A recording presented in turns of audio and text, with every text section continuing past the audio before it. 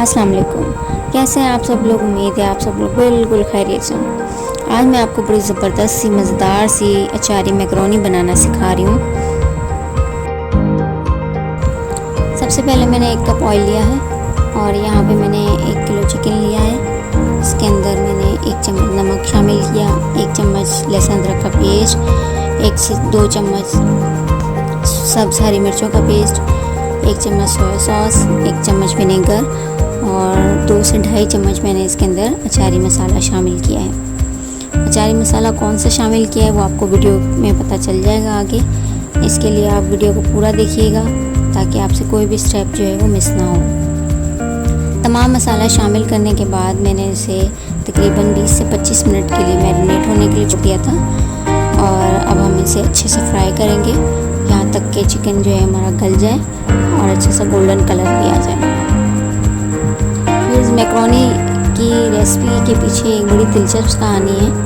हमारे घर में मैकरोनी कोई भी पसंद नहीं करता था, इवन हमारे घर में मैकरोनी बनती ही नहीं थी। ये सबसे पहले मैंने अपने दोस्त की एक दावत थी उसमें खाई और मुझे बहुत पसंद आई और घर आके मैंने उससे रेसिपी पूछी और मैंने ट्राई की।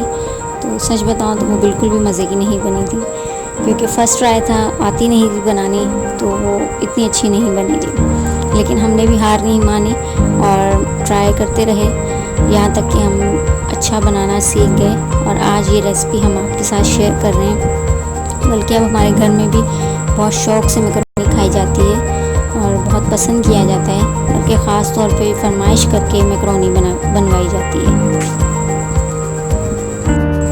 ये व्यूअर्स, यहाँ पे चिकन अच्छे से फ्राई हो चुका है। अब इसके अंदर मैं लहसुन अदरक और हरी मिर्ची का पेस्ट शामिल कर रही हूँ। तकरीबन 3 से 4 अदद भर के मैंने लहसुन अदरक का पेस्ट लिया था और पेस्ट बनाते वक्त मैंने इसके अंदर 6 से 7 हरी मिर्चें शामिल कर दी थी और एक अच्छा सा एक पेस्ट बना लिया इसका। ये पेस्ट शामिल करने के बाद अब इसको 6 से 7 मिनट तक मैं इसको अच्छे से फ्राई करूँगी ताकि इसके अंदर कोई भी कच्चापन बाकी ना रहे लहसुन अदरक का और अच्छी सी खुशबू भी इसके अंदर आ जाए। अच्छे से इसको अब हम फ्राई करेंगे। व्यूअर्स, हमारी ये रेसिपी बहुत ही ज़बरदस्ती है और ये मैं आपको गारंटी के साथ कह सकती हूँ कि आप जब ये ट्राई करेंगे तो आपको बहुत अच्छी लगेगी। एंड प्लीज़ कमेंट बॉक्स में हमें ज़रूर बताइएगा कि आपको ये रेसिपी कैसी लगी है। यहाँ पे मैंने 3 से 4 अदद शिमला ली थी और उनको बारीक चॉप कर लिया है और 3 अदद मैंने प्याज लिए थे बड़े साइज़ के और उसको बिल्कुल ऑमलेट की तरह मैंने चॉप कर लिया है।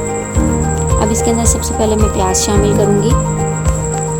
शिमला भी हम इसमें शामिल नहीं करेंगे क्योंकि वो फिर ज़्यादा जो है वो गल जाएगी और बिल्कुल इसके अंदर मिक्स हो जाएगी। सो इसीलिए मैं अभी सिर्फ इसके अंदर प्याज शामिल कर रही हूँ क्योंकि प्याज को थोड़ा सा सौते होने में, गलने में थोड़ा सा टाइम लग जाता है। प्याज शामिल करने के बाद मैं इसे 4 से 5 मिनट के लिए फ्राई करूँगी।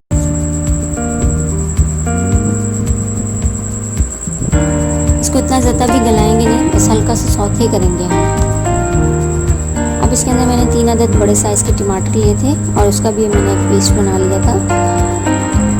पेस्ट अब इसमें शामिल कर दिया हमने और उसमें उसको अच्छे से फ्राई करेंगे।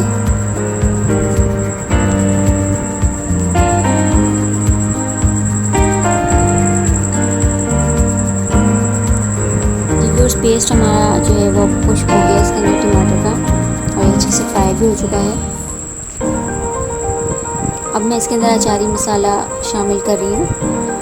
ये पैकेट का मसाला है और ये मैंने अलग से नहीं लिया, बल्कि मैकरोनी जब ली थी हमने तो ये फ्लेवर के लिए उसके साथ ही आया था।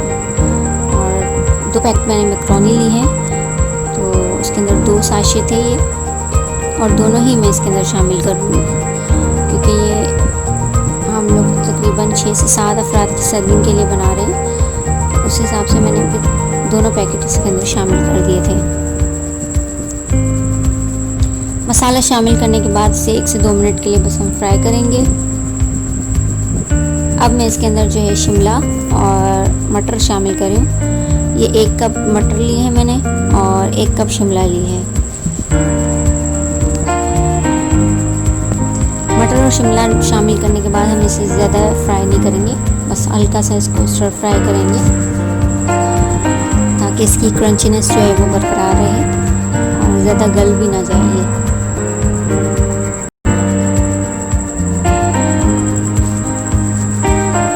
दो से 3 मिनट के लिए इसको हम फ्राई करेंगे।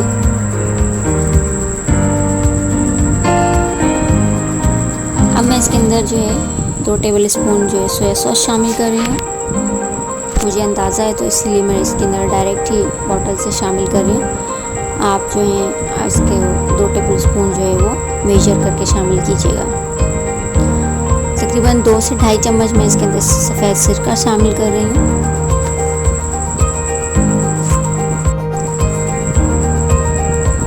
अब ये अच्छे से फ्राई हो चुका है और मसाला भी आप देख सकते हैं कितना ज़बरदस्त सा यमी सा एक बन चुका है।